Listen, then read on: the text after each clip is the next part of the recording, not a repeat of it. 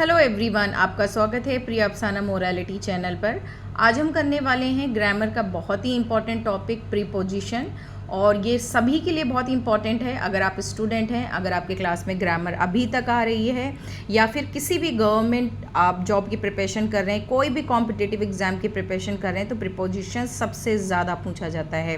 और ये होते भी बहुत ईजी हैं, लेकिन कहीं ना कहीं कुछ एक ऐसे प्रीपोजिशन होते हैं जो कि कंफ्यूजिंग होते हैं। वो एक जैसा मीनिंग देते हैं लेकिन होते बहुत अलग हैं। आपको लगेगा वो एक जैसा मीनिंग दे रहे हैं, लेकिन उनका मीनिंग बहुत अलग होता है। तो पहले हम समझते हैं डिफरेंस बिटवीन इन और इनटू में। ये दोनों ही वर्ड क्या है? प्रीपोजिशन है। प्रीपोजिशन क्या वर्ड होते हैं? किसी भी सेंटेंस में वो वर्ड जो नाउन और प्रोनाउन को क्या करते हैं? कनेक्ट करते हैं, यानी कि आपस में रिलेशन क्रिएट करते हैं। जैसे कि we are in the room, तो वी क्या है? यहाँ प्रोनाउन है, और हम कहाँ हैं? In the room. तो इन यहाँ पे वर्ड क्या है? प्रीपोजिशन है। यही हम पढ़ने वाले हैं। आज हम देखने वाले हैं, अगर किसी क्वेश्चन में इन और इनटू का दिया हुआ है आपको ऑप्शन, तो आपको कैसे पता चलेगा कि इन कहाँ यूज़ होना है और इनटू कहाँ यूज़ होना है? तो देखिए, इन सिंपल किसी प्लेस को जो कवर्ड है, यानी कि अंदर से घिरा हुआ या बाहर से जो कवर्ड एरिया, उसको इन यूज़ करते हैं। ये रेस्ट में भी आ सकता है, जैसे I am in the room. Okay, मैं रूम के अंदर हूँ। Students are in the class. Okay, तो इन बहुत इजी है, जैसे Ira is swimming in the pool. और इनटू का मतलब क्या है? कोई भी चीज़ आप देख रहे हैं वो अंदर है, लेकिन अंदर एक्शन में है, उसको हम इनटू में यूज़ करते हैं। अंदर है या नहीं है, जाने की कोशिश कर रहा है, जहाँ पे भी आपको मोशन या एक्शन दिखाई पड़े वो इनटू आता है। जैसे students are diving in the river, यानी कि वो डाइव लगा रहे हैं रिवर में। या children are diving in the pool, तो यहाँ पे क्या कर रहे हैं? बच्चे जंप करने की उसमें जा रहे हैं, अभी गए नहीं हैं, जाएंगे। Cat is jumping into the room, मतलब कैट ने जंप किया क्विकली, या running into the room. तो इसमें क्या आएगा? Into. जैसे Ishwar jumped into the pool. कुछ सिंपल सी बात है। इन का मतलब क्या है? जो रेस्ट की पोजीशन में आ जाए, इन रेस्ट की पोजीशन में और अंदर हो। इनटू जो मोशन में हो, बस सेंटेंस देख के आप मोशन देख लीजिएगा। ईश्वर जम्प्ड इनटू द पूल, तो ये आपको क्लियर हो जाएगा। I hope so. इन और इनटू का डिफरेंस आपको क्लियर है। इन रेस्ट यानी कि रुकी हुई चीज़ों के लिए यूज़ होता है, जबकि इनटू मोशन वाली चीज़ों के लिए यूज़ होता है। मोशन का मतलब अंदर से बाहर की तरफ। ऐसा नहीं अगर बच्चे क्लास में घूम रहे हैं तो आप कहोगे student are into the room. No, अंदर वो घूम रहे हैं, घूमने दीजिए, लेकिन जो बाहर से अंदर की तरफ जाएगा वो इनटू के सेंस में आएगा। नेक्स्ट है एट, ऑन, इन। ये बहुत ज़्यादा कंफ्यूजिंग होते हैं ये क्लासेस में ग्रामर के टाइम, और किसी भी सेंटेंस में दिए जाते हैं। तो यहीं से समझ लें, at is use for fix time, बिल्कुल फिक्स टाइम के लिए यूज़ होता है, और स्मॉल प्लेस के लिए यूज़ होता है। ऑन किसी सरफेस चीज़ पे यूज़ होता है, जैसे I am sitting on the bench, surface से जो टच हो रहा हो लगभग। और इन का मतलब क्या होता है? वैसे तो अभी हमने ऊपर पढ़ा है, लेकिन इन जो होता है वो यूज़ होता है नॉर्मली किसी भी बिग एरिया के लिए। जैसे चलिए हम एक एक करके देखते हैं। At is use for fix time, जैसे कि I will reach at 5 o'clock, you will come here at 3 o'clock। तो यहाँ पे फिक्स टाइम है कि आप क्या है? फिक्स टाइम है। School will open at 7 AM, यानी कि बिल्कुल फिक्स टाइम 7 AM ओपन होगा। तो कोई भी ऐसा क्वेश्चन जहाँ पे एट की जगह बाई या कुछ भी ऐसा दिया हो, तो उसकी जगह आप कोशिश करें एट यूज़ करेंगे। The class starts at 9 o'clock in the morning. ठीक है, अब देखिए इन, यहाँ पे दो प्रीपोजिशन दिए हुए हैं, एट भी है और इन भी है। तो इनको आप देख सकते हैं कि मॉर्निंग, इवनिंग, नाइट, इनमें हम इन का यूज़ करेंगे, यहाँ पे एट नहीं लगाएंगे।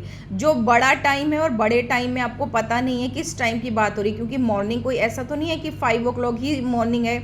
मॉर्निंग तो आपकी अर्ली मॉर्निंग से लेके लेट मॉर्निंग तक चलती है, उसमें हर जगह इन ही वर्ड यूज़ होगा। ऑन आपका यूज़ होता है डेज और डेट में, जैसे I will come on Monday, you will go to marble city और हिसार और दिल्ली और लखनऊ ऑन ट्यूसडे। तो यहाँ पे क्या यूज़ होगा?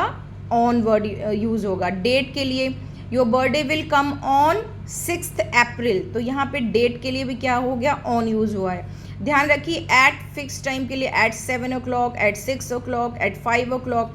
ऑन डेज में on Monday, on Sunday, on Saturday. तो जहाँ पे भी सेंटेंस में डेज दिए हैं तो क्या वर्ड आएगा? ऑन आएगा उनसे पहले। और डेट में भी ऑन 21, ऑन 22 या ऑन 3 जुलाई, इस तरीके से आप बिल्कुल क्लियरली अंडरस्टैंड कर सकते हैं। इन, जो इन है ये कई जगह यूज़ होता है। देखिए मंथ में, in the month of October, in the month of July, तो ये मंथ के अंदर, क्योंकि बहुत सारे दिन हैं, बहुत सारे दिनों में किस दिन, तो इसलिए इन आता है, यानी कि बड़े टाइम के लिए। ओके, ईयर्स, ईयर्स भी हमेशा इन आएगा। आई विल रीच इन 1994, ऐसे करके आप कुछ भी बड़ा ईयर है तो इन वर्ड यूज़ होगा। Season, in winter, in summer, long period के लिए, वहाँ पे भी बहुत लॉन्ग पीरियड है। जैसे मैंने आपको बताया कि फिक्स टाइम है तो एट आ गया, ऑन डेज और डेट पे आ जाता है इन बड़े एरिया के लिए। कहीं और भी इनका बहुत यूज़ होता है, जैसे शार्प, टाइम के लिए शार्प है, और छोटी जगह के लिए, जैसे I live at 14 sector in Lucknow. तो यहाँ पे देखिए एट 14 सेक्टर का मतलब छोटा एरिया है। अगर लखनऊ की बात करें तो लखनऊ में जो 14 सेक्टर है एक छोटा एरिया है। तो छोटे एरिया को अगर बड़े एरिया से कंपेयर करेंगे तो छोटे एरिया में क्या आएगा, एट आएगा, और फिक्स प्लेस के लिए एट आएगा। 14 सेक्टर फिक्स्ड है कि लखनऊ में 14 सेक्टर कहाँ है, एक फिक्स जगह है, लेकिन लखनऊ तो इतना बड़ा है ना, तो बड़े में क्या आएगा, इन आएगा। इसी तरीके से अगर क्वेश्चन घूम जाता है, I live dash Lucknow dash India, तो क्या आएगा, I live at Lucknow in India. ये आपका डिपेंड होगा कंपैरिजन किसके साथ में आ रहा है। अगर छोटी चीज़ के साथ कंपैरिजन आ रहा है तो ऐट आएगा, और अगर बड़ी चीज़ के साथ कंपेयर आ रहा है तो इन आएगा। तो इस तरीके से आप इसको देख सकते हैं। At John is waiting at the platform, तो देखिए प्लेटफॉर्म एक छोटी जगह है, एट आएगा। इन प्लेटफॉर्म बिल्कुल नहीं आएगा। On is use other way also, there is a water on the floor. देखिए सरफेस की बात हो रही है, ऑन का मतलब बड़ी सरफेस, खुली जगह की बात हो रही है, तो वहाँ हमेशा ऑन आएगा।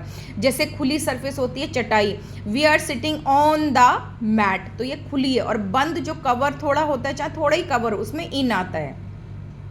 इन is use for an enclosed area, देखो ये एंड भी समझने आ रही है। I am living in Delhi, तो यहाँ पे दिल्ली क्या हो गया है, एक बड़ा एरिया हो गया compare then the other place. Next है विद और बाय, ये तो बहुत ज़्यादा बच्चे मिस्टेक करते हैं क्योंकि इसका सेंस वो समझ नहीं पाते हैं। तो विद यूज़ करेंगे हम नॉन लिविंग चीज़ के लिए, जैसे I am writing with a pen, तो ज़्यादातर बच्चे बाय अ पेन लगा के जाते हैं। तो यहाँ पे ध्यान रखिएगा, ये सबसे ज़्यादा पूछा जाता है, she is writing by a pen या she is writing with a pen. तो ये नॉन लिविंग चीज़ है, आपको हेल्प कर रही है, तो क्या आएगा, विद आएगा। ठीक है, अगर कोई आपकी हेल्प कर रहा है तो वहाँ पे लिविंग चीज़ की बात आ गई है, तो आप क्या करेंगे, बाय वर्ड यूज़ करेंगे। जैसे I have been taught English by my father या माई मदर, या I have been taught by English by my teacher. तो यहाँ पे आपको इंग्लिश कौन सिखा रहा है, लिविंग चीज़ सिखा रही है, तो यहाँ पे बाय का यूज़ हम करेंगे। ध्यान रखिएगा, विद नॉन लिविंग चीज़ के लिए और बाय लिविंग चीज़ के लिए हम यूज़ करेंगे। बिटवीन और अमंग, ये छोटे क्लासेस में बहुत पूछा जाता है, कभी कभी बड़े क्लासेस में या कंपटीशन में पूछा जाता है, लेकिन ये बहुत इजी माना जाता है। बिटवीन का मतलब होता है दो चीज़ों के बीच में, सिर्फ टू लोगों के बीच में।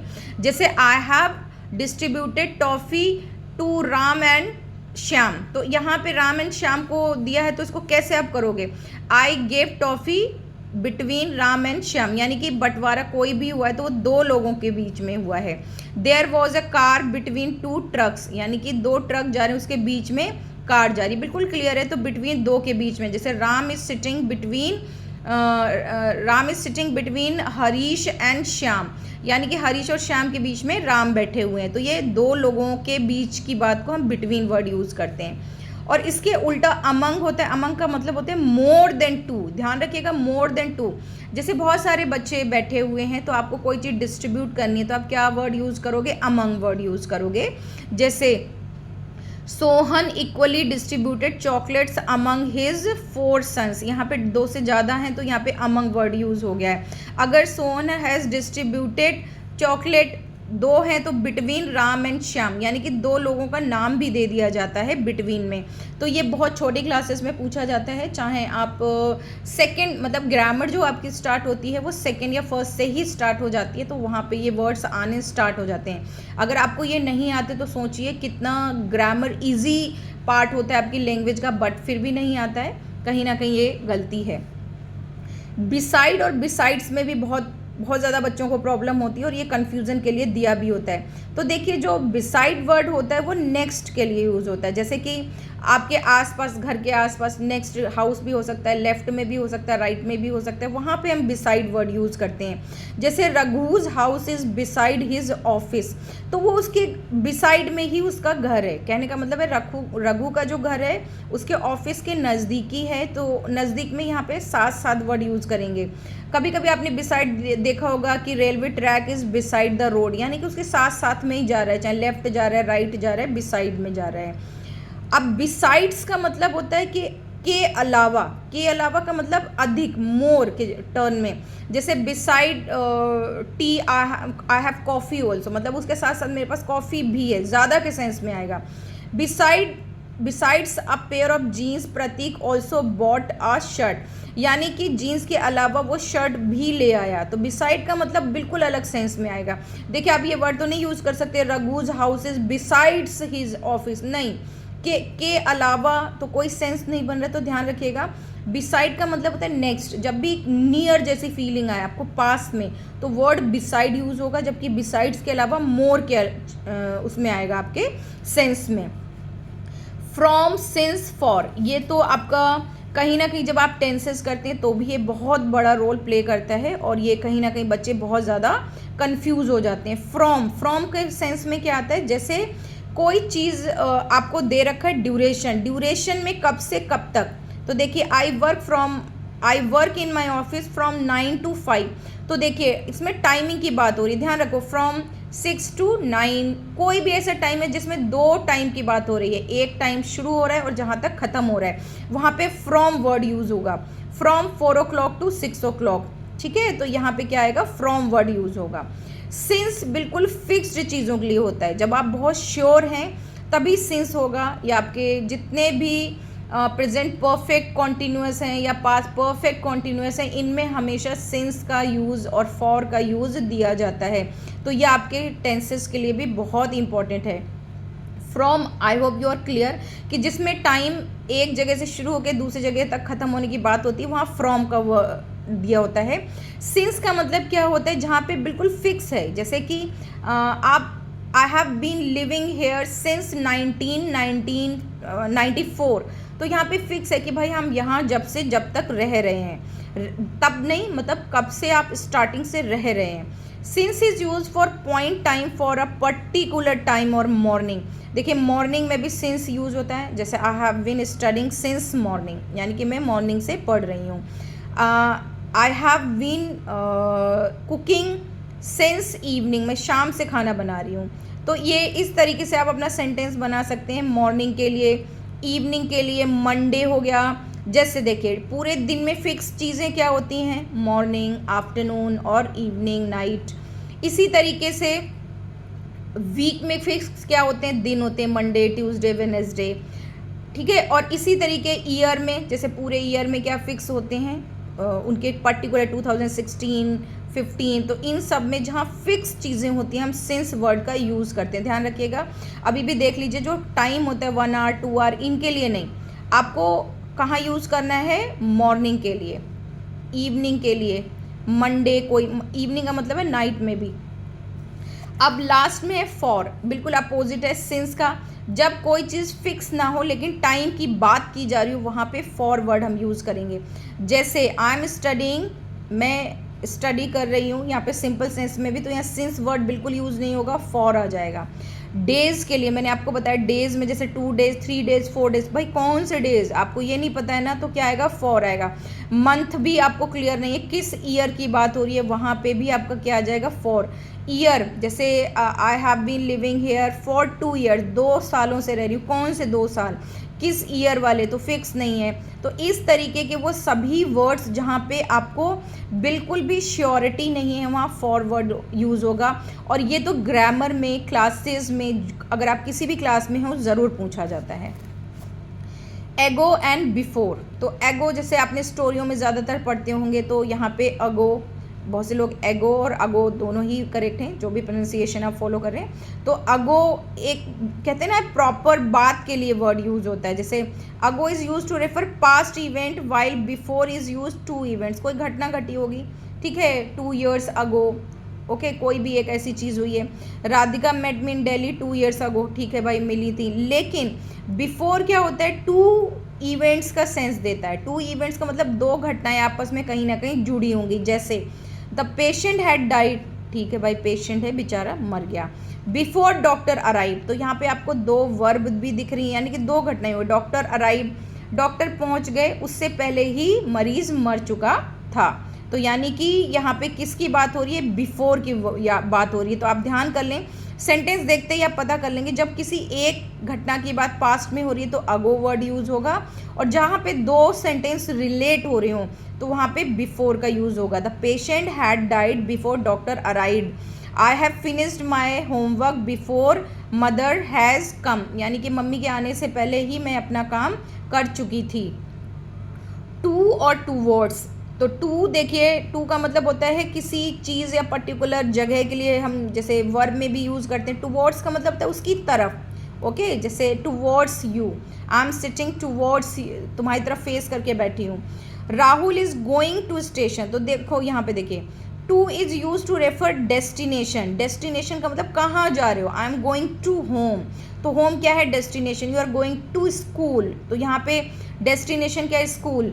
Child is going to school, तो यहाँ पे स्कूल क्या है, डेस्टिनेशन। लेकिन टूवर्ड्स का मतलब होता है किसी की तरफ, डायरेक्शन। डायरेक्शन और डेस्टिनेशन में फ़र्क होता है।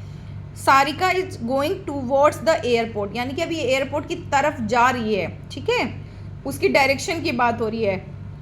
तो आई am going towards the forest, मैं फॉरेस्ट की तरफ जा रहा हूँ, हो सकता है मैं ना भी जाऊँ, ठीक है। तो ये जो कुछ वर्ड्स हैं ये बहुत कंफ्यूजिंग वाले होते हैं जो बच्चे बहुत नॉर्मली मिस्टेक करते हैं। आई विश, ये इन, इनटू, एट, ऑन और इन में आपको कंफ्यूजन पता चला होगा।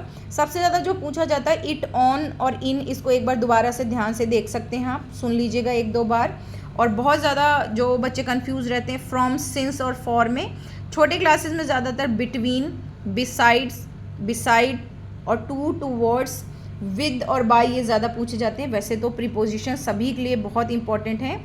अगर आपको समझ में आया, अच्छा लगा वीडियो, तो लाइक करें, सब्सक्राइब करें, कमेंट करें। अगर कुछ आपको नेगेटिव भी लगा है तो भी बताएं, बिकॉज़ लर्निंग की कोई बाउंड्री नहीं होती है और हम सब क्या हैं, लर्नर हैं।